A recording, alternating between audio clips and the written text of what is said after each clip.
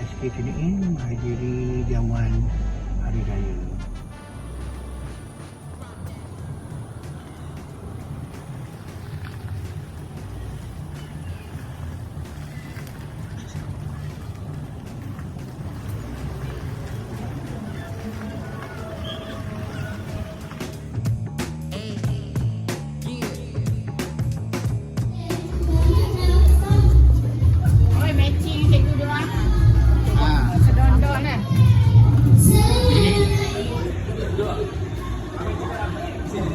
Baru jumpa girlfriend Ustaz.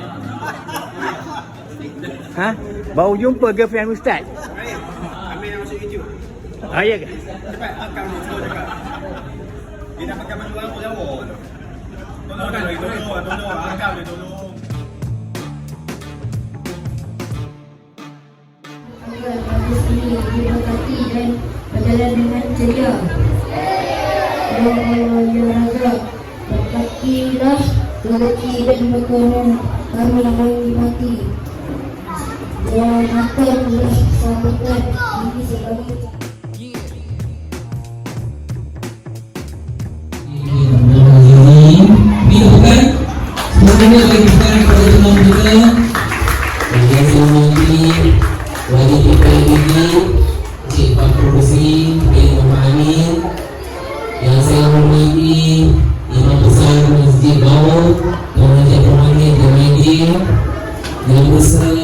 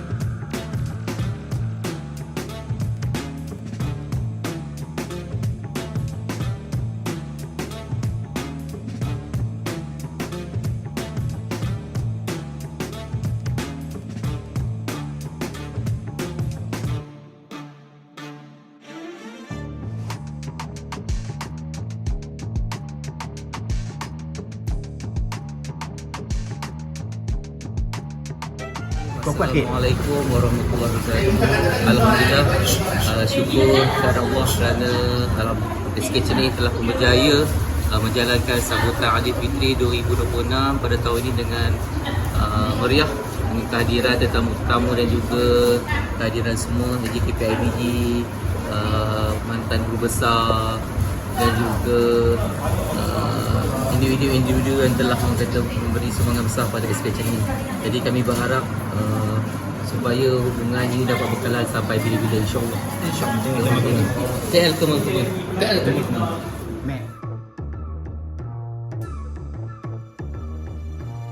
Mengakar merimbun.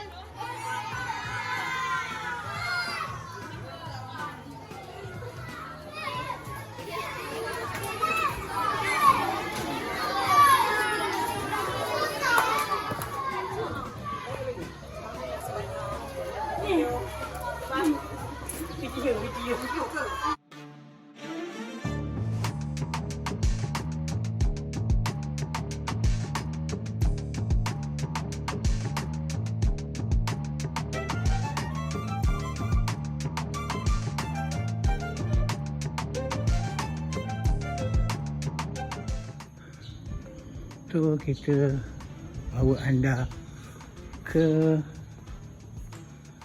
asrama SK Kenain. Macam kaunter hotel saja. Lampu cantik atas tu, wajah baru, persiapan untuk acara peringkat kebangsaan pada 28 hari bulan ni kan. Asrama telah siap sedia. Oh, ini belum lagi. Tahniah kepada semua warga sekolah, terutamanya guru besar dan perongkanan, guru-guru, pengawal keselamatan dan pekerja swasta. Anda semua hebat, masih kekal menggapai kejayaan anugerah transformasi asrama madani peringkat negeri Perak. Allah saja yang balasnya. Terima kasih.